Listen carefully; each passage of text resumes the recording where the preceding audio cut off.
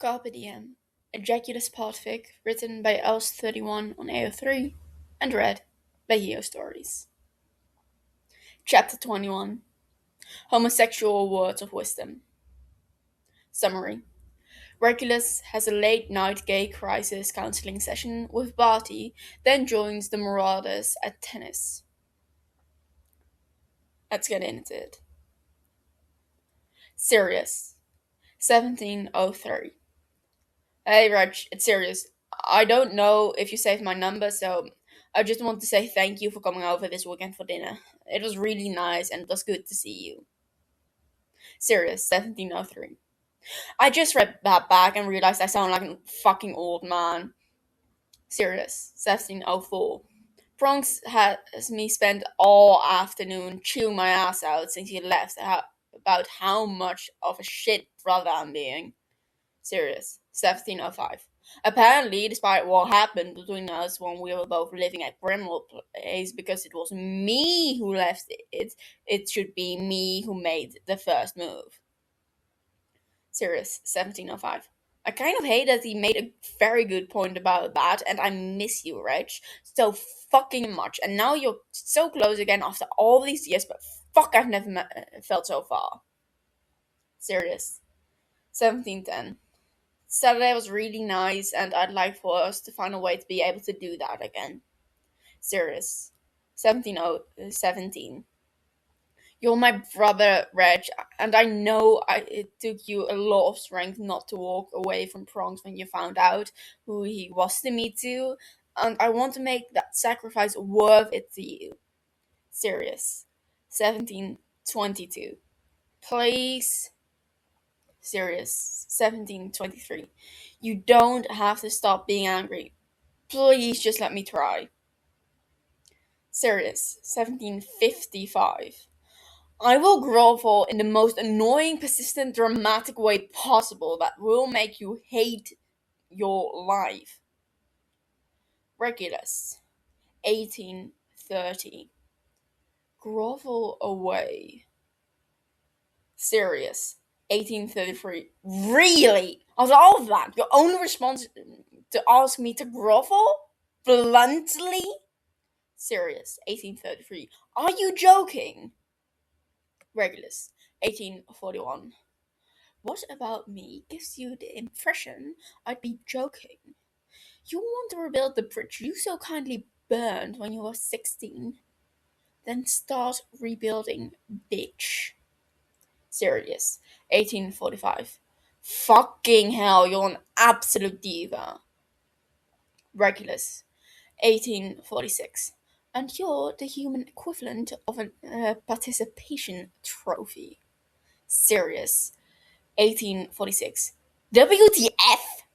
Sirius, 1847. What's that? Actually so mean? Sirius, 1847. I'm speechless. Regulus, 1901. Good. Stop texting me then. Sirius, 0928. So, I'm not giving up. Call me Bob the Builder because I'm rebuilding this fucking bridge even if it kills me. Regulus, 0929. Don't give me false hope. Sirius, 0933. Going to ignore the unnecessary insult because I am being a bigger, better person and I will be fucking damned if I let your mean ass ruin my path to becoming your brother you deserve. Sirius, 0936. So, how are you? Sirius, 0952. I'm well, thank you for asking. I've had a lovely morning so far. Got coffee on the way to work, and it was sunny for the first time in weeks, so I didn't turn up to work drenched and cold. Sirius, 10:08. The guy I was tattooing this morning was a massive motorcycle fan, and I showed him photos of mine. The dude was fucking drooling in the chair at the side of my precious baby. Sirius, 10:11. Just want to let you to prove that she was an amazing investment, and you're weird for not liking or appreciating her. Sirius, 0933. Good morning.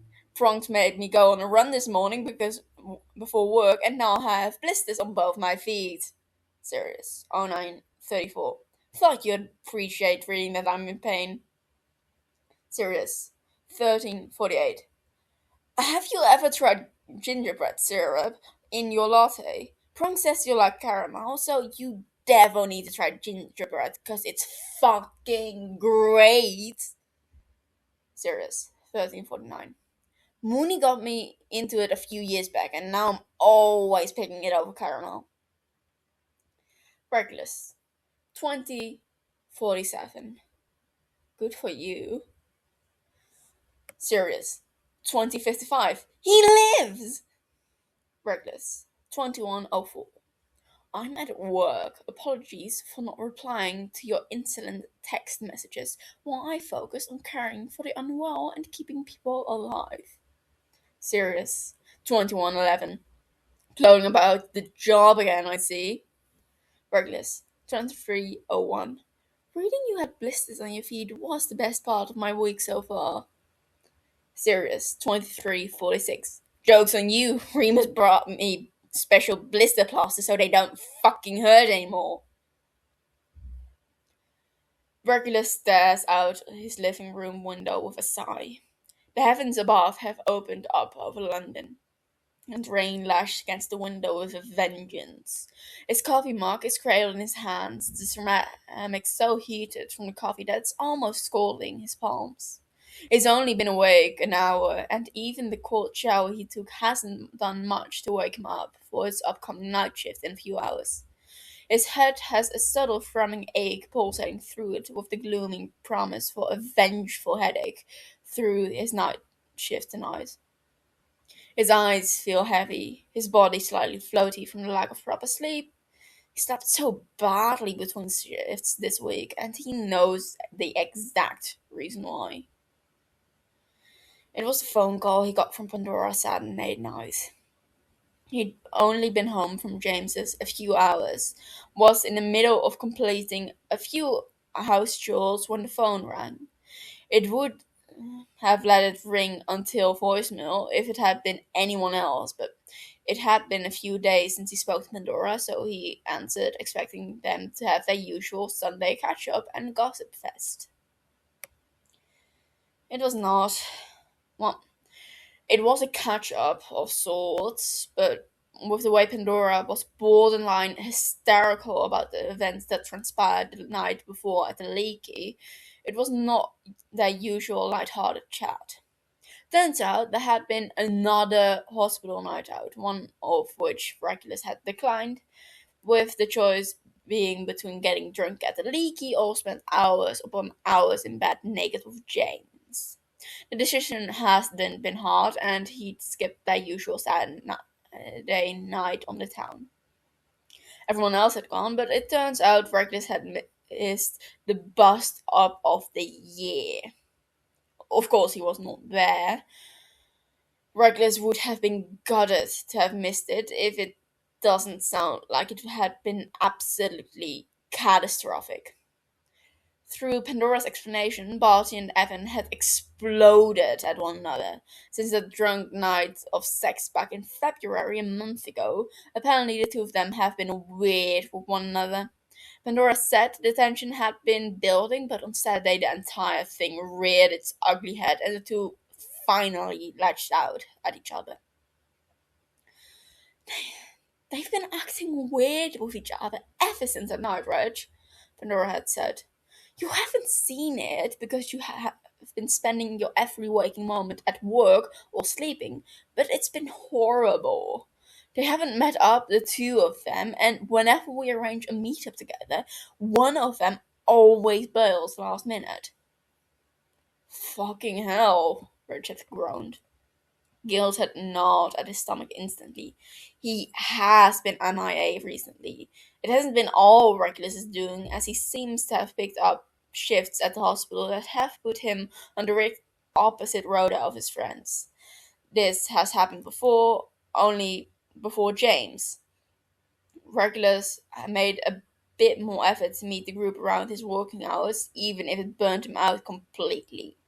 He hadn't realized how long it's been since they'd last hung out until Pandora reminded him. Suddenly, it was the first time they've properly hung out since that Friday night back in February. Pandora continued to explain, kindly not chastising him any further on his recent absence. What happened? They started fighting, like really fighting, Reg. Pandora's reply had sounded watery and tearful. It was a screaming match, and me and Dorcas had to break them up in the end. I don't know what was said at the beginning, but I guess they were outside. We only realized what was happening because we heard them screaming. Regulus had closed his eyes in despair. Oh shit. Bossy and Evan don't fight. Apart from one fight back in university, the pair have only ever bickered. Quite impressive, really, considering they're both as stubborn, annoying, and fiery as one another. Yeah, and Evan was calling Barty a coward by the time we got out to them. Then Barty was screaming at Evan and was screaming back. I could barely make out what they were saying. They were just shouting at each other. I tried to take Barty home, but he just walked off. Have you heard from Barty since? Only a text to say he got home safe, which I guess was courtesy enough, Pandora had replied. Then she sighed, sounding so melancholic, tucked painfully in Regulus's gut. Evan's not good. He's crushed, Reg.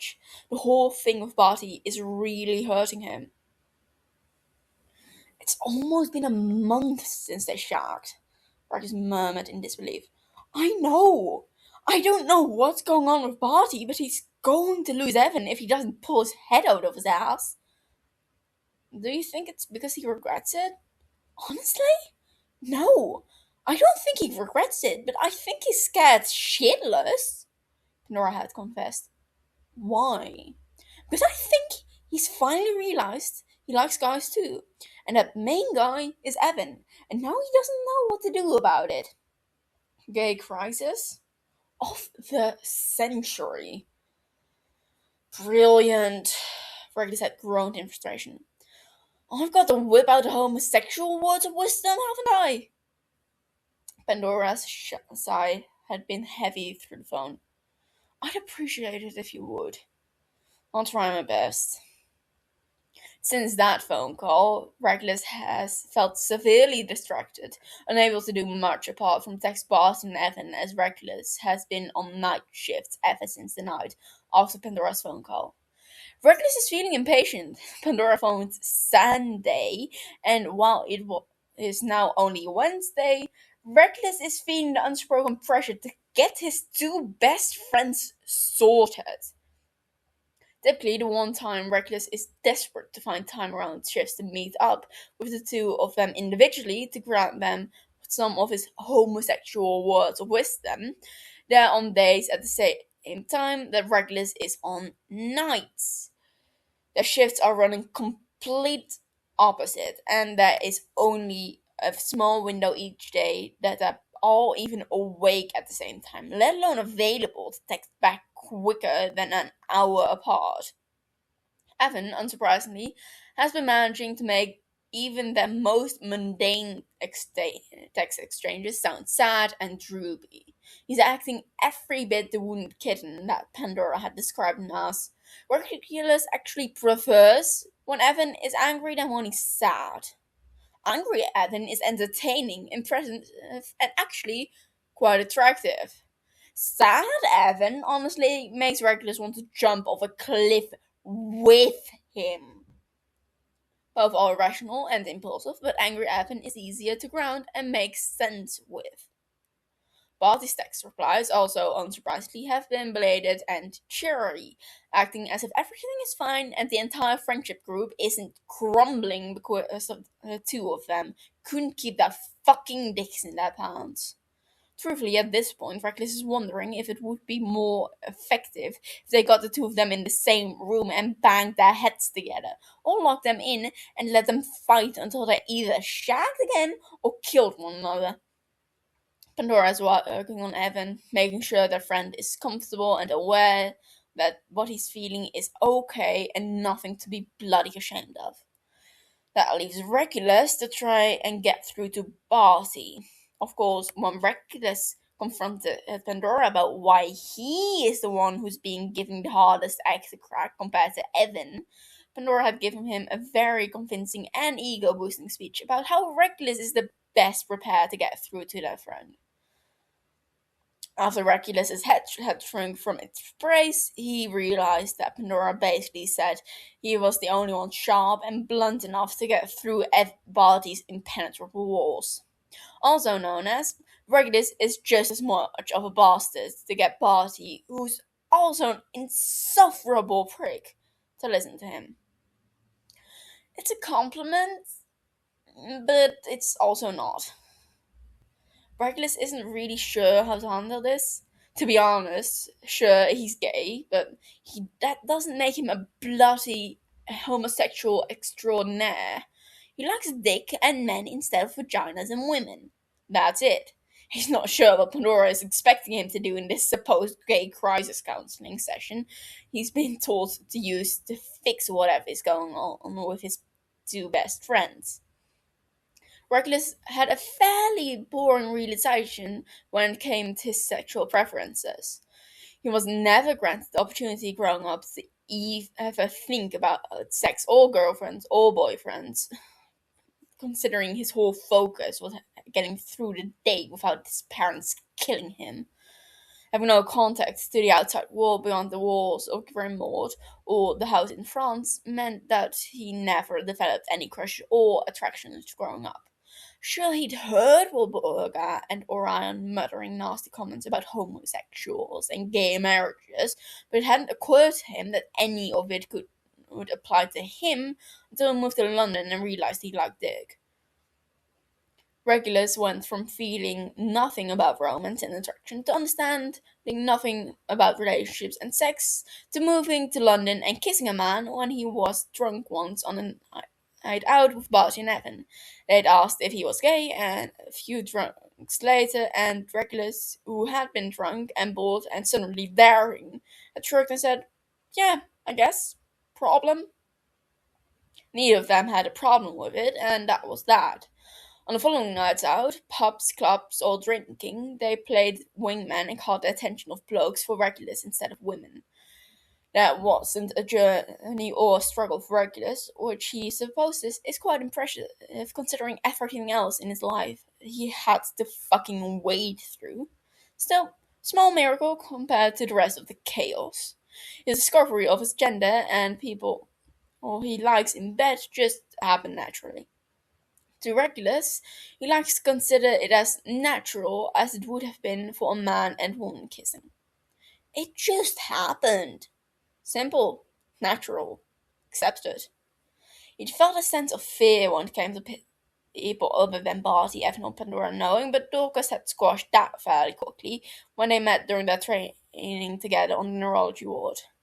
It's been 5 years since Regulus had realized he liked guys instead of girls, and he's had a lot of time being spoiled with his friend's instant and easy acceptance.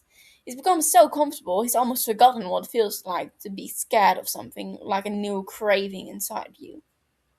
So, after 2 days of making absolutely no progress apart from solidifying the already presumed expectation that Evan is crushed and Barty is avoiding, tonight is the night that Regulus is going to finally attempt to get through to their self-destructive friend. Barty's on a night shift, unfortunately starting 2 hours after Regulus, so driving in together and trying to get his friend to open up isn't going to happen. Therefore, Regulus is going to make his top priority to meet up with Barty on their breaks and get their friend to talk about his fucking problems and feelings. Regulus huffs into his mug as he stares at the raindrops rolling down his windows. Fucking hell, he thinks. Having friends is bloody exhausting.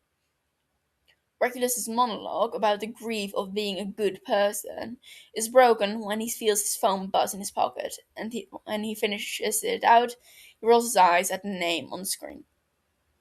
He doesn't know what he's done to deserve it, but alongside his friend's drama, Sirius has seemingly taken it upon himself to annoy the hell out of Regulus the last few days. Apparently, a consequence of James ripping Sirius a new asshole in Regulus's defense now means Regulus has to put up with Sirius's stupid text and insistent need for attention.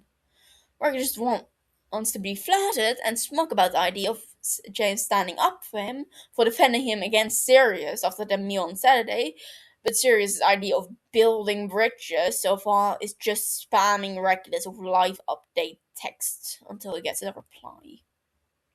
The mixed feelings Regulus has been getting from this strange effort from his estranged brother have been exhausting, yet Regulus refuses to give in. He's not giving Sirius satisfaction. If Sirius really wants another inch of forgiveness, the prick is going to have to work long and hard for it. As Regulus had told him on Saturday evening, if Regulus wants to fix the mess he made by leaving Regulus behind in a home that didn't know the notion of love, of care, of fucking parenting, Sirius is going to have to fix it properly. Regulus forgave enough to allow James to stay. His compromise sharing James enough for his own selfish need for keeping James in his life. He's not prepared to sacrifice any more. Regulus is perfectly fine with having James in private and in bed, and quite frankly, never being in the same room as Sirius again. Regulus can easily make it work if needed, considering James wants to keep Regulus in his life just as much. If the deal was never going to see or speak or interact with Sirius by sharing a little of James's free time with him, then Regulus can do that. He was prepared to do that. Anything else Regulus was not prepared for. At least with this whole new scheme of rebuilding, it seems to be causing Regulus more pride and self-esteem bruising than Regulus. Sirius, 11:34.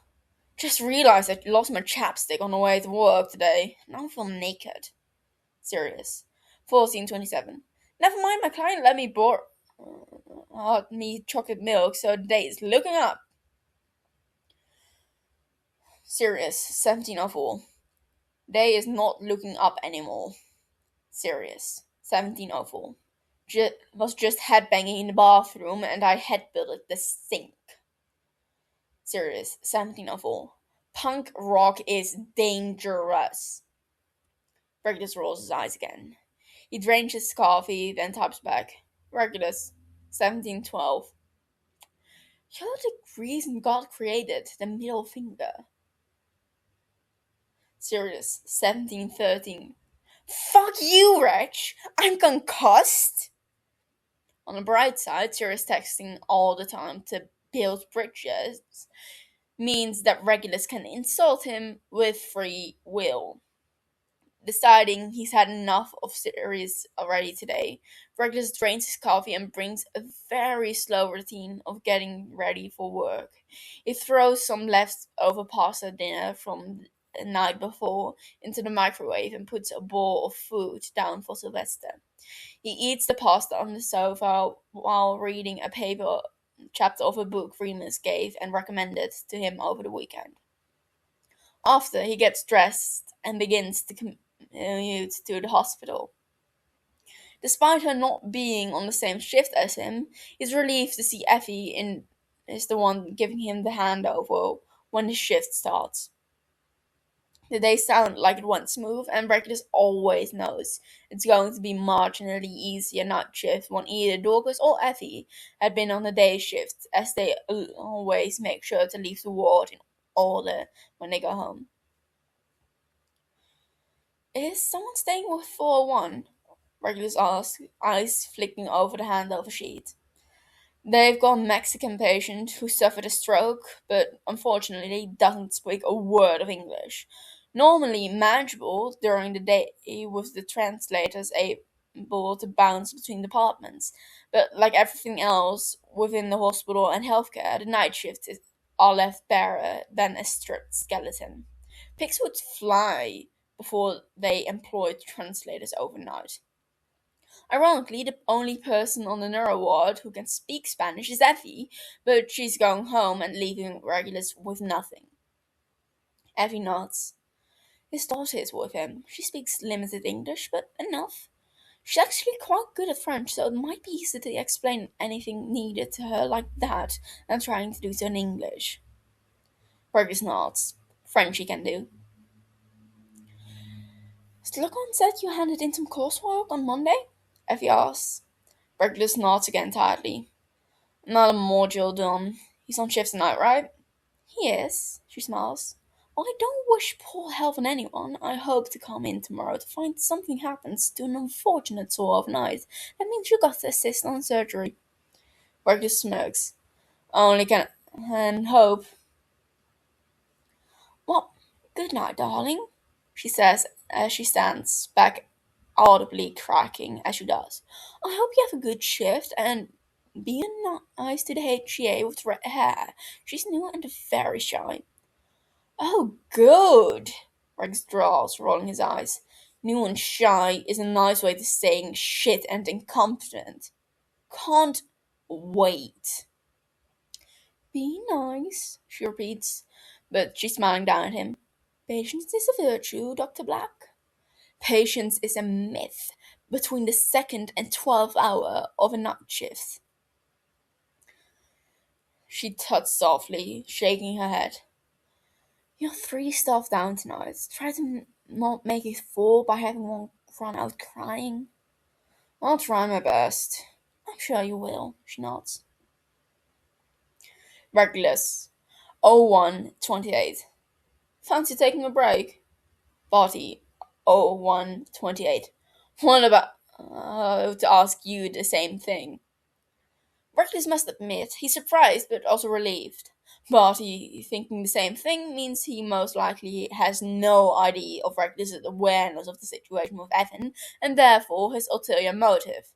This is good, as Barty isn't going to avoid Reckless, but also bad, because that means he's not going to be expecting it, which could result in a less than ideal reaction.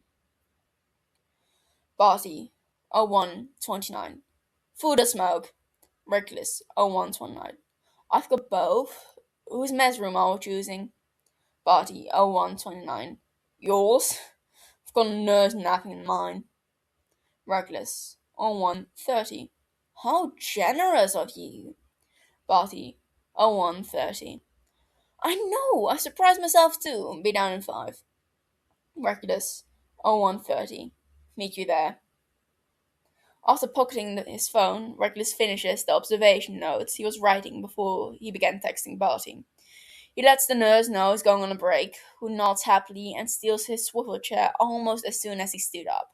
He'd have and begrudge the girl, but considering their shift has been bleaky quiet so far, he appreciates she's probably been dying to sit down for hours instead of wandering on the ward aimlessly while patients sleep. In the mess room, he grabs his zip-up fleece from his locker, having been meaning to grab it almost an hour ago due to the night chill, but have had his eyes glued to the computer to distract him. He's barely flicked the kettle on to make a cup of instant coffee before the door is swinging open. Reggikins! Body cries as literally swoops in with all the grace and suave of a disco dancer. Not my name, Barry's mutters, rolling his eyes and turning back to the kettle. Coffee? Yes, please, my handsome star, Barty replies, to which Regulus rolls his eyes again. He grabs another mug from the cupboard and automatically makes his 2 cups. Barty's hat with a horrendous amount of sugar in his. When he turns back around, he sees Barty has shamelessly made himself at home. Well, as comfy as one can make themselves at home in a room with a singular round dining table and 4 absolutely rubbish and uncomfortable plastic chairs, and a handful of benches in between the rows of lockers.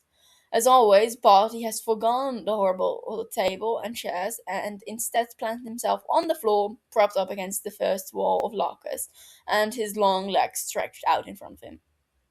When Regulus sits down against the wall and folds his legs, He hands Barty his coffee. Really? Barty asks, raising an eyebrow at the mug still in Regulus's hand. What? Regulus asks, looking at the gimmick white mug with plain black writing reading, World's Best Doctor. He looks back at Barty and shrugs. It's Euphemia's. Of course, Barty mocks. It is! Regulus growls. I hardly need a gift shop mug to gratify my already above average abilities. Yet you've used it tonight? It's either this or a hideous Star Wars one with a chip in it. How offending, Barty muses, taking a sip and watching as Regulus grabs the sandwich that he brought from the cafe before it closed. Oh, Reg, he grins. Are you going to share your sandwich with me? Am I fuck? Please, Barty whines, thumbing his head loudly against the lockers behind him. I'm hungry. Regulus raised an eyebrow. Where's your food? In my fridge. I woke up late and forgot to grab it. Surprising. Regulus rolls his eyes, then hands half of the sandwich over. Have at it, you insolent prick. You're so kind. Regulus hums. Half the grapes up here. Regulus grunts aggressively. As pleasant as possible. All the patients are asleep. No one's actively dying. Euphemia left me hardly any paperwork to do because she's an angel. Only downside is the new HCA. Oh no, Bud replies. Useless. She can do hourly ops without being asked to, so I guess that's that. Rex grumbles. So she can do the bare minimum so far. Better than Snape. He easily listens to Barty rant about Shape, who's on shift with him tonight, and bring Barty complete suffering just by breathing.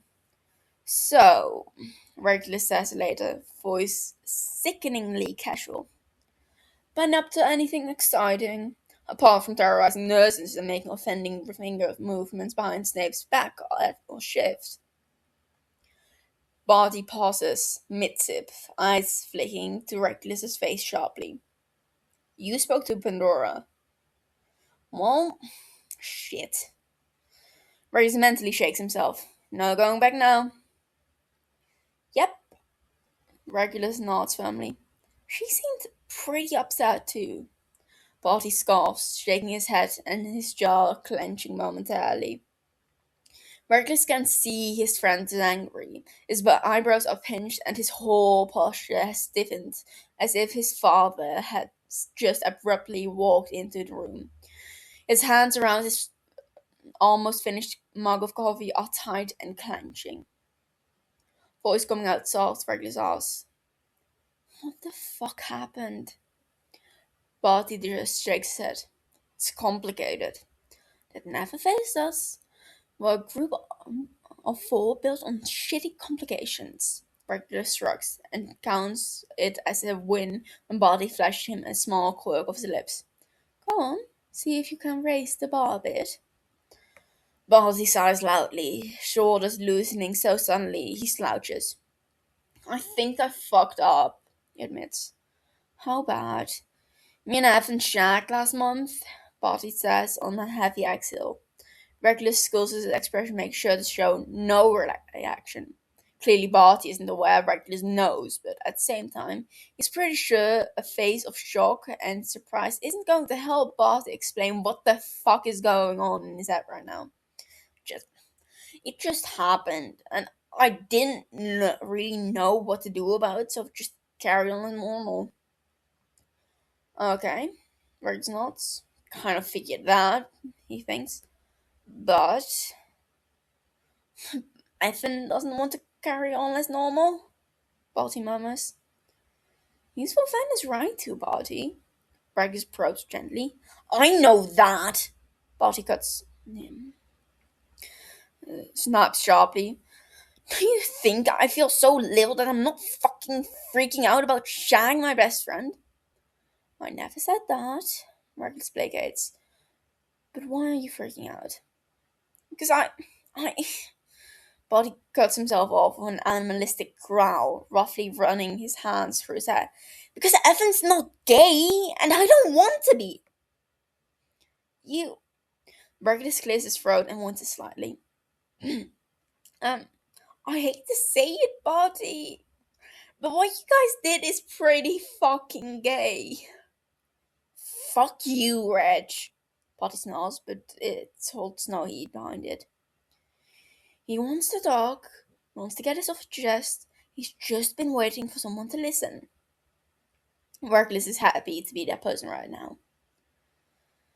Is it the fact that you did it with Evan that's bothering you?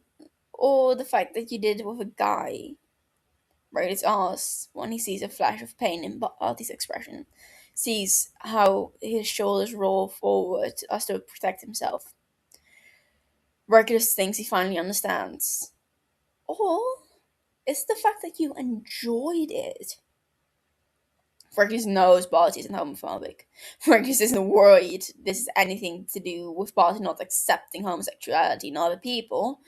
More than half of their friends and colleagues are part of it, and Barty has never batted an eyelid at the notion.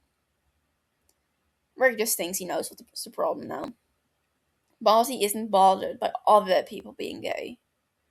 He just doesn't want to accept that he is. Did you enjoy it? Barty sighs, closing his eyes. It's sex, he shrugs. Of course I enjoyed it. Right. I'm not homophobic. Barty snaps, eyes opening and glaring at Regulus. I know. Grace nods. I'm just trying to figure out why has scared you so much. You've never been anything but supportive of all of us. Why is this different for you? For Evan? Because it was only supposed to be drunk sex, Bud confesses, for so uncertain. I didn't expect to be anything else. Evan is my friend.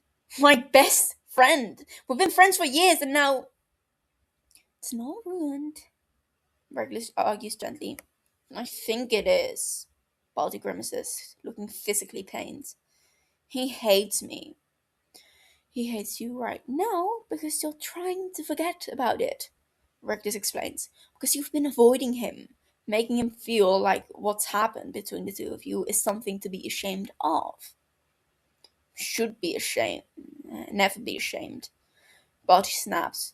But Reckless knows the anger is now aimed at him right now. It's aimed at the world that could hurt Evan. Then why won't you talk to him about it? Reckless asks. Because I can't.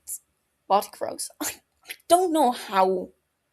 There's nothing wrong with being gay, Barty.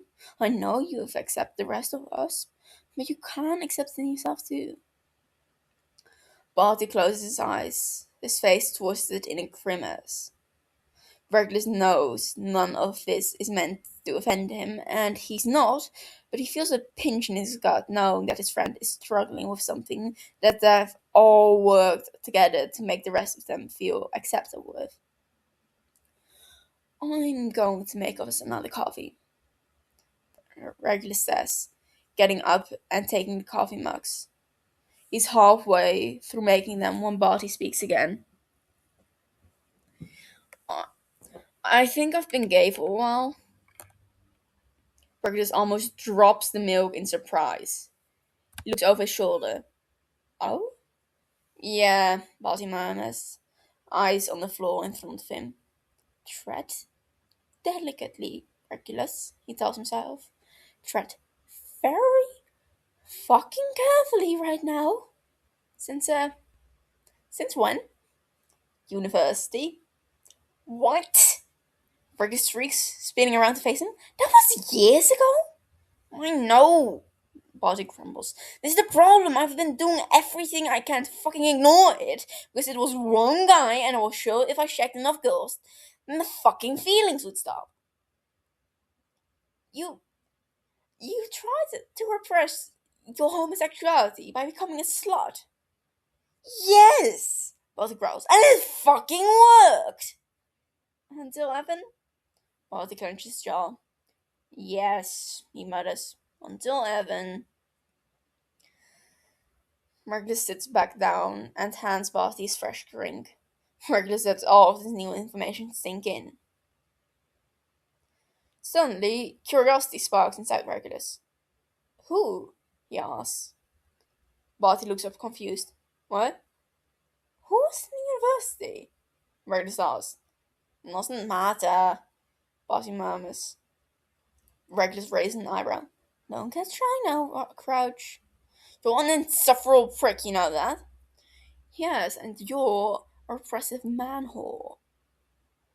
Barty rolls his eyes. Then he closes them and takes a deep breath as if preparing for a punch.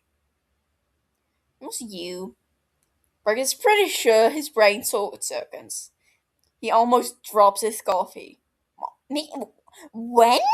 He stutters. What? I had a mad fucking crush on you when I first met you, Barty continues. I I did for a while. I? British shakes his head. I had no idea. Of course you didn't. Marty laughs, shrugging. I wasn't expecting anything to happen. We instantly felt like brothers, and I love you like on, but that was a pretty big part of me that I always wanted to kiss you. Oh, Marty says lamely. Thanks? Barty has a tired laugh. You're welcome. He looks weary and strong now, as if all the fight has drained from him, and he's left aching and exhausted. So, Reckless starts gently. This thing with Evan? Hasn't been a guy I liked since you, Barty admits, and it scares the fucking shit out of me, it's Evan. Why? Because I don't know how to be his boyfriend, Barty whispers, as if the confession is so sharp he doesn't want to break anything with it. I only know how to be his friend, and I'm scared that if we talk about it, he'll be upset that I'm scared and hate me from it.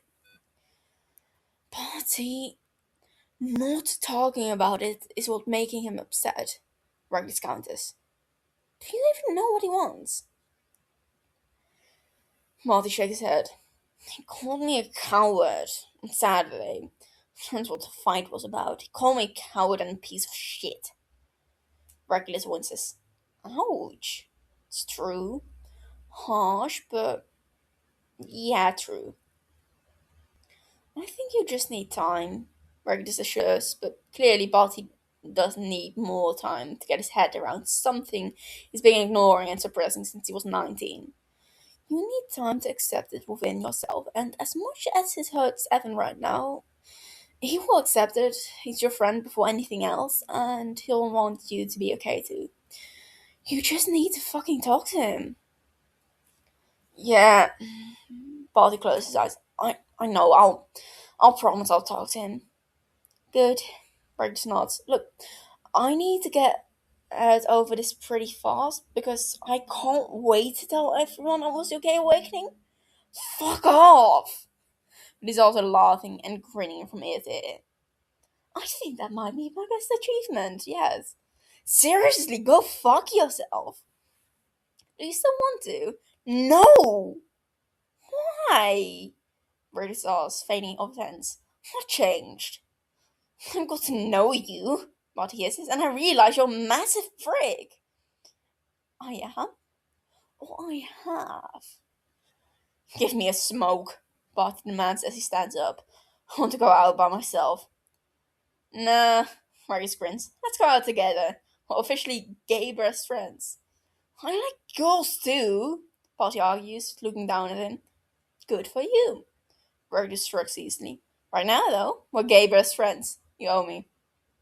For what?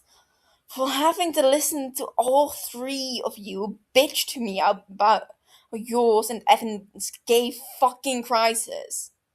You're a real cunt, you know that. Ray shrugs. He's not going to deny the facts. He holds his cigarettes out, to which Barty nods quickly at. Later, after the break outside has ended, with Reckless finally cracking and giving Barty a hug to try and make his and feel marginally better for the rest of the slight bashing he receives for being an oblivious idiot. Reckless is back on the ward. He texts Pandora, despite her being asleep, to let her know he spoke to Barty and hopefully things will start to ease out now. As long as Barty sticks to his promise and speaks to Evan, things will surely improve. All's going swimmingly until a 20-year-old comes into A&E downstairs with a motorcycle accident at 3 in the morning. Regulus is paged down to assist in the assessment due to the C-spine and brain injury concerns. After, when MRI scans and X-rays are done, Slackhorn and him are wheeling the guy into theater from emergency surgery to stop his blood from filling his skull and squashing his brain like a grape. He hands over late to Euphemia, who's taking over the day shift and grins at the fact that her wishes for something exciting with Slughorn came true. You're going to be a surgeon in no time, she smiles. Do slow down the impressive speed you're going through, Regulus. I may have to consider my retirement age when you leave us on the ward. You'll still have cars, Regulus counters. Yes, but it's hardly the same without you. Despite feeling absolutely swollen with sudden pride and gratitude, Reckless can't help but argue. I'm sure you'll survive. Don't be so modest, Dr. Black, she chided. Plus, if you aren't on the ward every day, then I'm going to see my son even less, considering the only time I see him anymore is when he's bringing you coffee and lunch. Reckless stammers and blushes, cheeks blushing. Don't worry, darling, she eases, smiling and pats his arm. It's incredibly sweet. I'd be jealous if Monty didn't do the exact same to me when we were young. Really? She nods. He's his father's son, my boy, a kind soul and a good man. He is, Reckless admits softly. You make him very happy, she confesses, and Reckless doesn't know what to say. They never talk about James. It's something Euphemia has always allowed, a sense of escape and anonymity within the ward.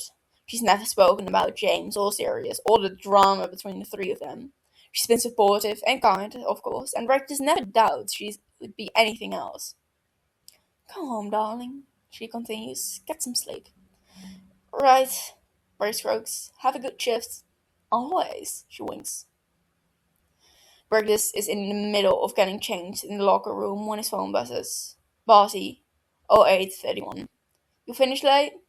Breaklist, 0831. As always. Want to lift home? Burgess puts his phone down as he shrugs out of his trousers and grabs his jeans. He's just emptying his top pockets when another text comes through. Barty, 0833. Will you give me a lift to Evans? Regulus can't help but grin in victory. Regulus, 0835. Of course. Just getting changed, then I'll meet you at the car. Body, 0835.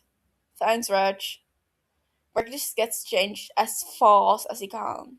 He knows it's taking a lot for Bart to be doing this, and he doesn't want to give him any time to reconsider. Despite the details, despite the inner struggles Bart is going through, the two of them need to talk. Barty needs to confess as much as he can to Evan to explain his inner workings of his actions. He needs to reassure Evan nothing is wrong, there's nothing to be ashamed of, and if anything, Barty wants it so bad it caused him to shut Evan out instead of let him in. Regulus is practically running to the elevator when his phone buzzes again.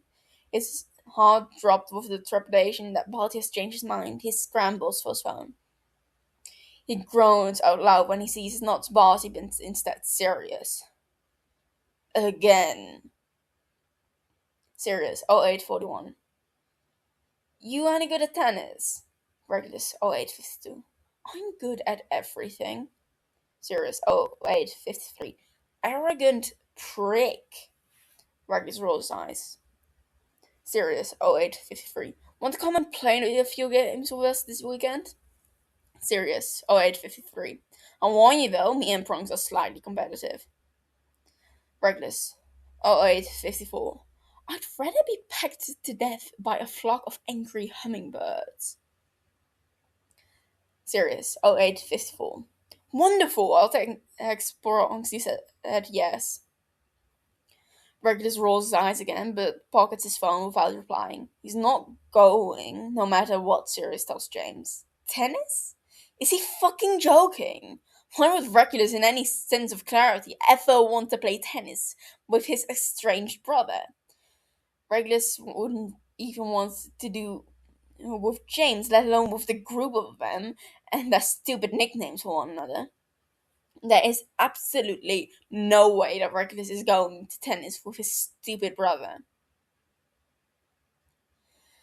Regulus has no idea what to wear to play tennis. He has approximately 4 minutes before James gets here to pick him up, and Regulus is freaking out because he has no active wear apart from a pair of shorts he got when he was 19 and Barty demanded Regulus join the gym with him.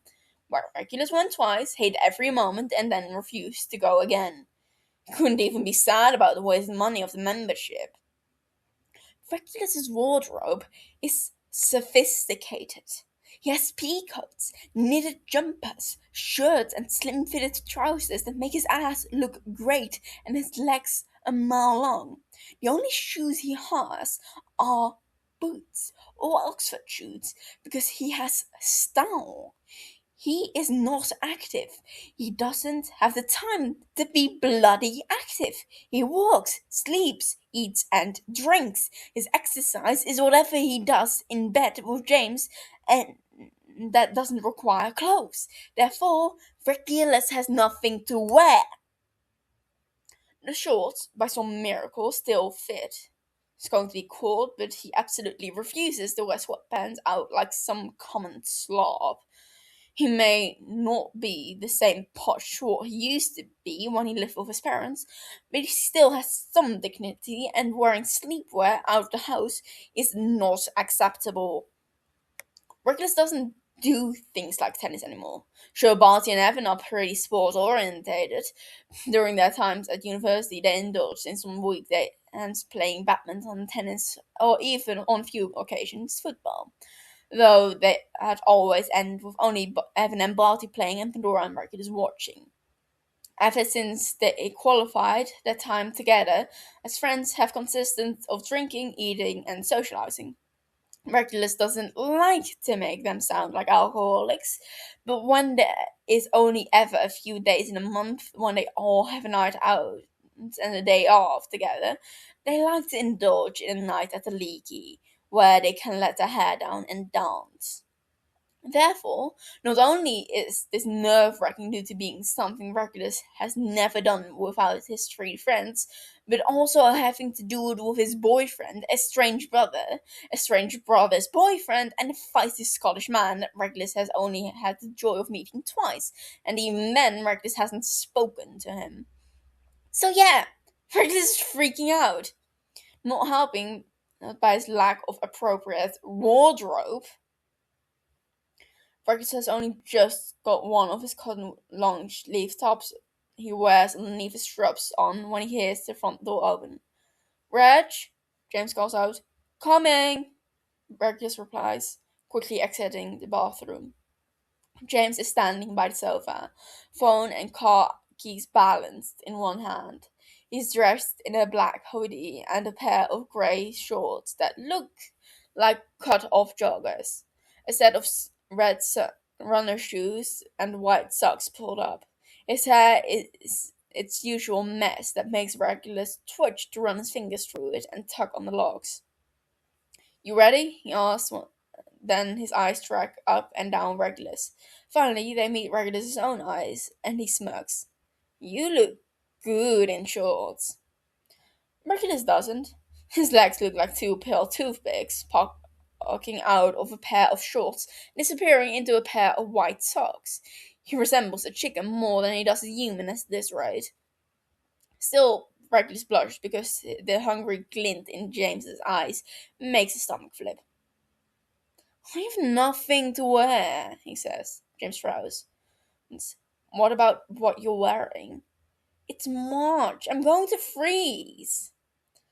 A hoodie? James shrugs. You have hoodies, don't you? They're my sleep hoodies, James. They're still hoodies, Reg. James smiles weakly. You look fine. I also have no shoes. What size are you? James asks, looking down at his phone as it buzzes in his hands. When a long beat of silence greets him, he looks up and asks, Reg? Reg just huffs weakly. He mutters, unintelligible. James frowns. What was that? Asks Fien. Regulus repeats, feeling his cheeks get warmer and warmer. Huh? A 7! Regulus snaps. He curls his arms over his chest, eyes sharp. I'm a size fucking 7, okay? James's face is stricken with surprise at the outburst, mouth open slightly and eyes wide. Then the bastard starts to smirk, and Regulus can feel the annoyance bubbling inside of him like a toxic concoction. Do not laugh, he shouts. I'm not laughing, James argues, but he's finding the shit-eating grin on his face. Eyes wide and shoulders twitching. You are, Regulus hisses. They are perfectly proportional to the rest of my body. They are, James grins, nodding. You're perfect. All small and proportional. I'm not small. James tilts his head as if talking to a delusional child. Reg, you're like 5'5". 5'7". Really? James blinks, having the audacity to look surprised. I thought you were shorter. Shut up, Reg snaps. You're only like 3 inches taller than me. 5. James grins, and Regulus doesn't know if he wants to slap it off his face or kiss it. Look, I'll text Peter, see if one of his brothers have. No! Regulus shrieks, shaking his head. I am not wearing someone else's shoes. Regulus, you can't play tennis in Oxford shoes. Then I won't go. James rolls his eyes. What do you wear at work? My work shoes are at the hospital. We can grab them on the way, James shrugs. Didn't you say you used to do running in uni? They were thrown out when I stopped running, Regulus replies. We can stop by a store on the way, and then we can buy you some shoes, James says, stepping forward and arms circling around Regulus's waist. The touch and closeness has all of Regulus's frustration draining out from him, which is actually quite annoying. Regulus wants to be frustrated because he doesn't want to go. But he's weak, and he can't stop himself from practically melting against James. Fine, Regulus mutters, dropping his head so his forehead thumps against James's collarbone. Good, James murmurs above him, a hand coming up and slowly playing with the curls at the base of Regulus's head. It's going to be fine, love. Not looking forward to it. Regulus grumbles petulantly. I know, James replies. Just think about being able to hit Sirius with a tennis ball. Oh, Regulus murmurs, lifting head and meeting James's dark eyes. That sounds inviting. James chuckles, just rumbling against Regulus. Thought so, he says. Then he ducks down and presses a quick kiss to Regulus' lips. Now grab a hoodie so I can get you some shoes. Regulus rolls his eyes. Fine. He steps out of Regulus's arms, feeling half sated by only a small cuddle and a quick kiss. But he goes to get his hoodie as directed. He hasn't taken 2 steps before a quick hand smacks him on the ass. Regulus yelps in surprise, spinning around and staring at James in shock.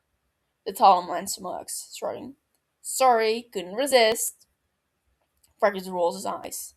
Thankfully, the blush has disappeared by the time they're out of the door. They're 15 minutes late. Which Regulus doesn't think is too bad, considering that he had to stop on the way to get Regulus a pair of shoes. Of course, it wasn't as clear-cut as James perhaps thought when he offered to do it. Regulus may never use the shoes again, but he absolutely refused to buy a pair that was not up to standard. He may be reaching the bottom of the barrel when it comes to his dignity today, but he refused to do it in anything less than appropriate tailor. The light breeze makes him shiver as they make their way onto the tennis court, where the 3 others are waiting. The cold scrapes against his bare legs. It's the middle of March, so it's overcast and a gentle wind, yet the air is biting Reckless's bare skin viciously. James has brought his own tennis rackets, which Reckless can't tell if he finds attractive or agitating. The other three are standing on the edge of the court when they all get there, all of them dressed in similar attire to Regulus and James. Remus spots them first, flashing them a wide smile as they walk towards them. Hey guys, he says, and when he does, Sirius and Peter turn towards them too. Prongs! Sirius jeers. Hey Rog. Alright, chaps? James beams. He high fives Peter, ruffling the shoulder man's hair. Glad to see you could make it, Wormtail. Yeah, that? Peter grins tearfully. After runs with Madre, I could watch four lovely boys skip around in tennis court. You're too kind, James laughs. Peter catches Regulus's gaze, and the beaming smile on his face doesn't slip. Regulus, he says, his Scottish accent so thick Regulus can barely listen and understand at the same time. He holds his hand out. Glad to finally meet you, lad. You too, Regulus replies, shaking his hand and managing to flash a smile back. Glad you could make it, Regulus, Remus says. I'm already regretting my decision. Regulus mutters. Peter laughs at that. Remus smiles and James huffs playfully beside him, pulling him into his side. He's going to love it, James says, and Regulus can't help but roll his eyes because no, he's not going to bloody love it. I'm only here so Sirius will stop texting me, Regulus shrugs. Hey! Sirius whines, pouting. Regulus feels James press a kiss into his hair and doesn't deny the surge of smug he feels when he sees Sirius's eye twitch at the side. If it makes us feel any better, it causes Sirius as much pain to send them as it does for you to receive them, Remus adds, playfully flinching back when Sirius flashed him a glare. I did? Sirius grumbles. Now, I kind of enjoy it. It's like having an affection in its electronic diary. Use your note app. Sirius pouts, and Remus laughs softly at him. Stand down, lads, Peter eases. We've got some tennis to play. Take your anger out on each other with the tennis balls. How are we going to play with five? James asks. On watch, Remus offers. When James opens his mouth to argue, Remus holds a hand up. I'm tired, it's cold, and I would fancy being hit with a tennis ball today. Do I get a choice to sit out? Regulus asks. Nope, James grins. This is going to be fun. You'll love it once you start playing. Regulus huffs with indignation. Okay, what teams? I'm taking Peter, Sirius says. Your loss. James smirks, not hesitating to sling an arm around Regulus's shoulder. Sirius cackles as him and Peter walk to the side of the court, shouting, You're going to eat your words, Prongs. James chuckles as he walks with Regulus still tucked into his sides to their own stretch of the court. Any chance you're secretly good at tennis? James asked. Not likely, but I refuse to lose against Sirius. That's the spirit, James winks, kissing him once before stepping away. Remember, all you have to do is hit the ball and make sure it bounces before it rolls off the pitch.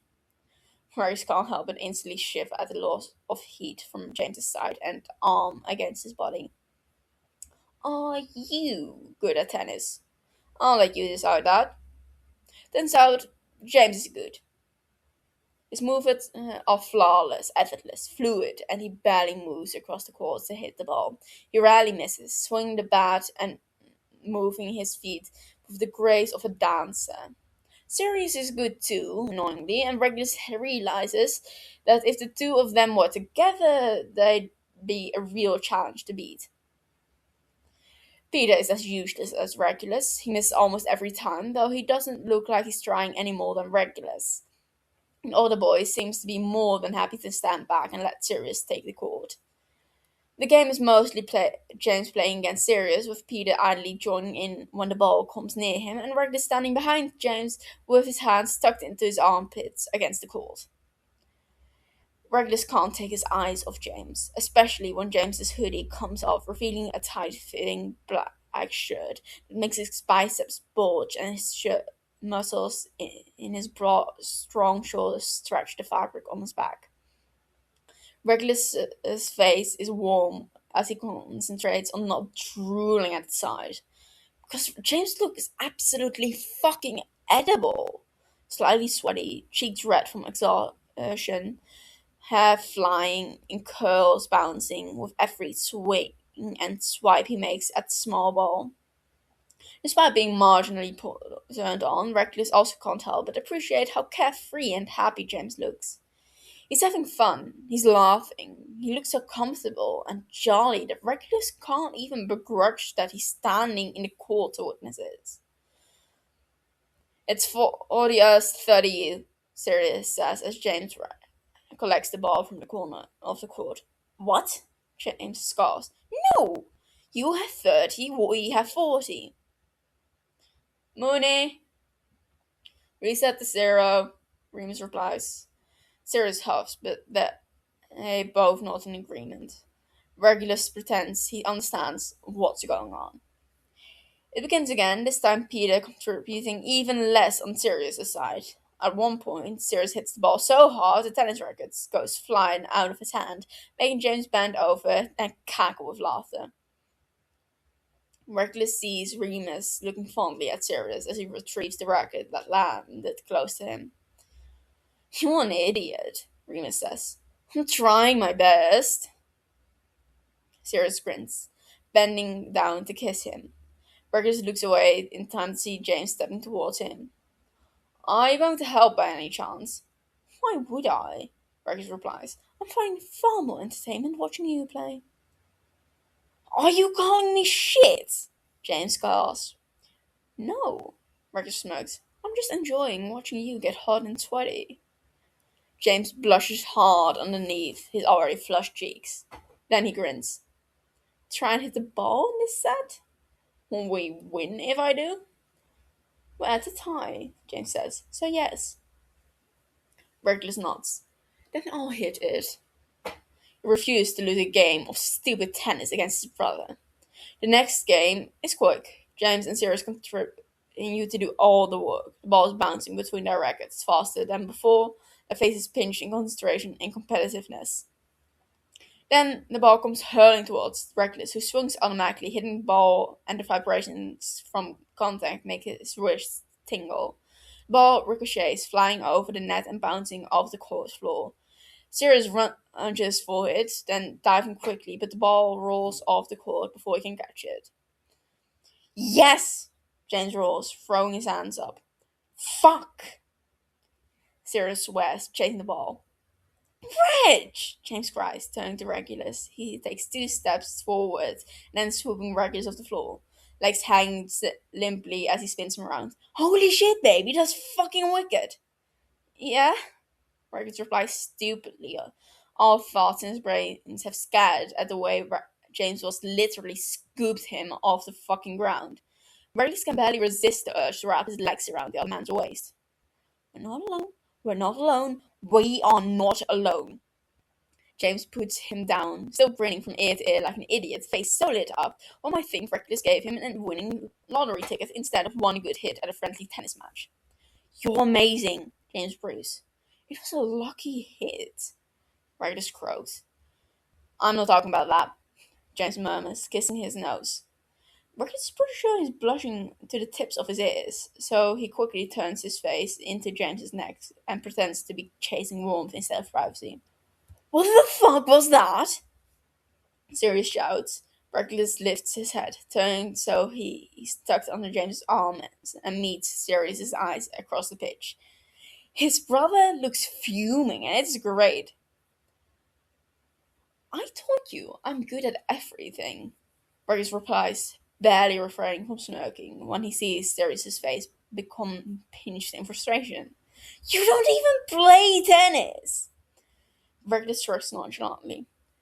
Yet, you still lost. Hey! It's only a friendly game, Pat, James placates, but Sirius only looks moments away from a tantrum. I declare a rematch, he shouts. I'm out, Peter says, already walking off the course towards Remus. You two, the two of you can play. James rolls his eyes at Peter, but the smile doesn't slip from his face. He looks down at Regulus and asks, You happy to sit while me and Sirius play? Regulus scoffs, patting James's chest. Knock yourself out. Thanks for the sport, sweetheart. Regulus hums, reaching up and planting a quick kiss on his lips. Kick his ass for me? I always do, James grins. Regulus can't get out of the course any faster. He joins Remus at the side, who is now standing up and waiting for him. We're going to sit at the tables because their heat is up there, Remus explains. Regulus nods and follows him to the small shelter a few meters back from the pitch, where there's a table and chairs set up. True to his words, Remus flicks a switch and they sit down as a large heat lamp turns on above them. Peter's gone to get his drinks, Remus says. Plough can't get more than 20 minutes without a drop of tea, otherwise he'll get all twitchy. Regulus smiles. Reminds me of Pandora. Addicted to caffeine? I thought that was you. Tea, Regulus corrects. Have you started that book? Remus asks. I have. I finished it too, Regulus replies. Remus's eyebrows shoot up. Already? That was a surprising amount of downtime on my second night shift, Regulus shrugs. I found time to read. Weren't you meant to be looking after your patients? Remus asked, lips quirked. They don't need anything when they're asleep, Regulus quips back. Well, the other boy continues. You enjoyed it? Very good, Regulus nods. Reminded me a lot of Song of Achilles. Although, I suppose that shouldn't be a surprise, as it's by the same author. She's a fantastic writer, Remus agrees. Any book recommendations for me? Do you enjoy war books? Remus nods. Birdsong by Sebastian Fox, Regulus says. Fantastic World War One. Easily my favourite book to reread. Remus smiles. See if I can find a copy. I'd let you borrow mine, but the spine's currently held together with tape. Regulus grimaces. That good of a book? Either that or a very irresponsible owner. Regulus shrugs, eyes on the tennis match before them. It's almost hypnotizing watching James from further away. Peter appears at the table, carrying a cardboard cup holder with 3 takeaway cups grailed inside. Here, Peter says as he sits down and places the cup holder down. 2 caramel lattes for the diabetic wannabes. Thanks, Warmdale. Thank you, Regulus adds, taking the cup gratefully and sighing slightly when he feels the heat from the beverage burn his frozen palms. Fucking idiots, Peter mutters as he watches them. More tennis fun? I prefer rugby, Peter shrugs. What's your sport? Shift work. Peter chuckles, nodding. Fair enough, lad. These two are mad for it, but me and Moons find fucking boring. Regulus can't help but scoff. Hardly surprising. It only gets entertaining when they start fighting about who's won. Speak for yourself, Remus mutters, looking as if he's just thought brings him pain. Your fault for trying to play mediator, Peter shrugs. Let them fight about it. It's funny. And a couple of times it's actually ended up getting physical, which always is funny because James has got like 3 inches of serious. Remus rolls his eyes. It's not funny when they don't stop whining about it for ages afterwards. Different perspectives on what is considered entertainment, Regulus mutters. Peter's eyes widen with glee. See? He just wants to see James beat off Sirius, Remus argues. Regulus doesn't even bother trying to deny it. Fair, Peter nods. James is pretty hot when he's in a fight. Remember when the freshers? James got in a fight? Regulus asks, frowning. Hell yeah! Peter laughs. You were drunk off our bloody asses and some fucking bell and tried to start a fight with parts about a lighter in the smokers. He swung at Sirius, and suddenly James was tackling the protected floor, turned into a full-on fucking brawl, and got kicked out, but we fucking won. I can't imagine James in fight, Rectus says. Oh, trust me, if you ever watch him knock a lad down with a single punch and then take them without a flinch, you'd pop a boner, lad. Peter winks. There's something insanely attractive about a man with a bloody nose. Well, something to confess, Wando, Rena smirks. Your king's Jamie, lad, Peter asks, flashing him a shit-eating grin. Oi! Sirius shouts suddenly, and their heads turn towards the court. You guys keeping score? Nah, but I bet my left testy that James is winning, Peter shouts back.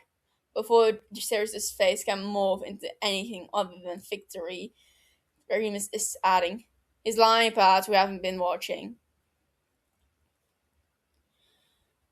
We'll call that practice, James says, punting slightly. I'm gonna start a set now. I'll keep watch, Remus nods. Fucking children, Peter shakes his head, needing Papa mooning to keep the bloody score for them. Hey, if this was rugby, you'd have wiped the floor with them? Peter smirks. There would be no competition if these twats to play rugby with me. Remus rolls his eyes. So, Regulus, Peter starts, leaning back and taking a sip of his tea. What's your favourite film? Regulus can't stop his face of confusion at the random question, and apparently neither can Remus. Frontier, what the fuck? He laughs. What kind of question is that? What? Peter shrugs, nonplussed. You learn a lot about someone by learning what their favourite film is. Pretty Woman? Peter's eyes widen in surprise, then he nods. Good lad. Does that mean I'm accepted? Regulus smirks. A man who loves Pretty Woman is always accepted in this group. Peter winks. Seriously, though, any lad who makes James as happy as you've made him is instantly accepted. You're one of us, whether you like it or not. Oh, good? Wonderful, Regulus murders, sipping his coffee. Peter barks a loud laugh, shaking his head. You want a nickname too? Fuck no. Regulus shrillers. Absolutely not. You can keep those to yourself. Peter flashed him a shitty grin and turns back to the game. While James and Sirius continue to play tennis, Regulus finds himself enjoying setting Remus and Peter. Regulus has never been a victim to lad banter. Sure, he's not good at being mean, teasing, and insulting, and it comes easy as breathing with Peter and Remus. The two of them endlessly tease and mock each other, and when they're not, they're doing it about James and Sirius. It's endlessly endearing, and the more Regulus chats to Peter, he can understand all the times that James told him that Peter's chewed his ass out. The man Regulus is sitting with seems exactly the type. No nonsense, no beating around the bush, brutally honest. He seems like the type of person to not hold back if someone is doing something that he doesn't agree with, or needs their sense knocked back straight. Regulus likes him. Reminds him a lot of a shorter Scottish party. Later, when the tennis is finished, James takes Regulus to get smoothies on the way home. Regulus has a shift tomorrow, so James orders them a takeaway to watch the new MasterChef episode on the sofa. Regulus is in the shower, letting the water soothe his aching muscles from his night shift earlier in the week. Regulus is just towel drying his hair when he hears the front door open. Assuming it's the food, he doesn't jump into rushing, but he hears a shout that has him almost jumping out of his skin. Regulus! He instantly scrambling for his clothes, when a moment later his brain connects the dots and he realizes it's... Reg! Pandora shouts again. Regulus, are you... James, is he here? Regulus can hear James explain that Regulus is in his room changing after the shower, and Regulus is only gifted a total of 10 seconds to get his pants on before the door is swung open wide. Pandora falls through the doorway, and instantly Regulus is looking for injury. Pandora looks fine, frazzled, cheek flushed, a bit wild but uninjured. There's no blood, no wounds, no missing limbs or bruises. She's dressed in a yellow dress, black boots laced up to her knees, and long blonde hair styled in waves down her face and shoulders. She looks fine. In fact, she looks very good. What's going on? Regulus asks, feeling his heart in his throat. Pan, speak to me. What the fuck's going on? They. Pan stutters, panting. Regulus would feel bad, but he's so high strung with panic right now that his patience is squashed by all the scenarios running through his head of what could have happened. Pandora, what happened? Who is it? Was it Zeno? Have they hurt you? If they hurt you, I swear to God, I will rip that windpipe and squash it in with my feet while they choke to death on that. He's cut off by Pandora holding up a left hand suddenly, the words and threats dying in Regulus's throat at the sight of the huge, glintering, sparkly diamond ring on her finger. You, Rex croaks, you're engaged? Pandora's face breaks out in a smile. It's wide, it's startled, and it's so fucking beautiful it makes Regulus's knees weak. Yeah, she rushed back. They engaged at dinner. I'm getting married. You're getting married? Regulus echoes, eyes flicking between the ring and Pandora's face. Then it slaps him in the face. You're getting married! Oh my, what the? I know! Pandora cries. Regulus flies across the room, tackling her in the biggest hug. They're both shaking, squealing like schoolgirls, jumping up and down. You're getting married! Regulus screams. I know! Pandora shouts back. You're getting married? James asks, suddenly appearing in the doorway. When the two of them stop jumping, arms still wrapped around one another, but Pandora holds her hand up again. I am, she replies, voice wobbling with emotion. Oh my God, James squeaks. Congratulations! Thank you! Pandora laughs, reaching out and grabbing James by the collar to drag him into a hug. Then the three of them continue jumping and squeaking and crying together. Hercules feels absolutely filled with joy, overwhelmed to the point that he's actually worried he's going to cry. We need to celebrate, James declares, and Hercules feels absolutely smitten at how supportive and caring James is being for a girl he barely knows right now. Yeah, but not tonight. Pandora smiles, looking down at her hand and admiring the new piece of jewelry. I need to go home and tell my dad. Of course, Rex nods. Did this happen tonight?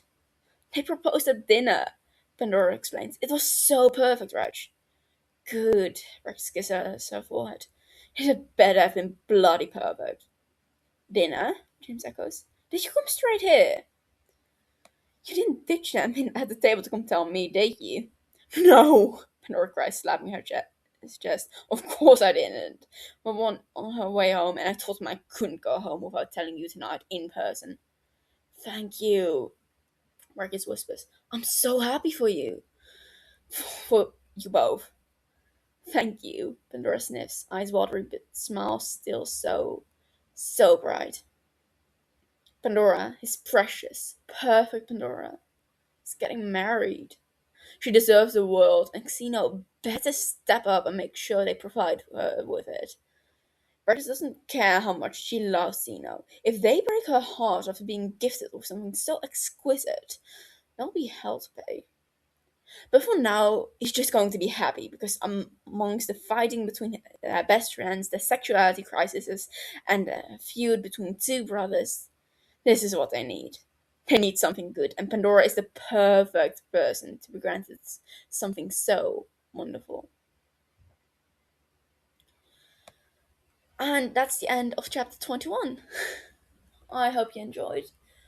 It's a bit shorter than most of the recent ones, which I'm glad for. For me, like, perfect length of chapter is about 45 minutes, which, well, I've been going over again and again. But I hope you enjoyed, and I hope to see you tomorrow or next week. Bye!